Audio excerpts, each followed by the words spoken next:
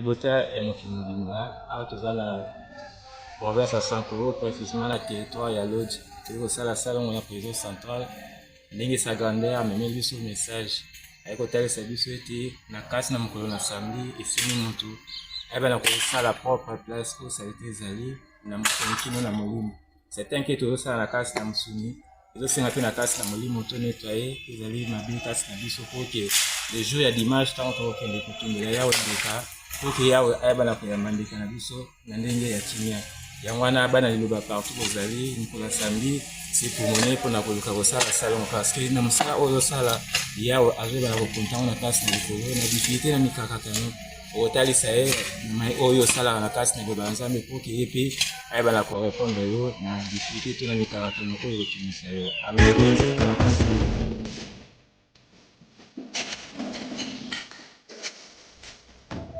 Amen. Kole ndote kwalo safu. Akayenje sala salongo parke. Akayenje salo parke anasambia hule chewenyu. Moyo totete malelo le mwasambi chatondo. Eske wa moza kika loli lobakene?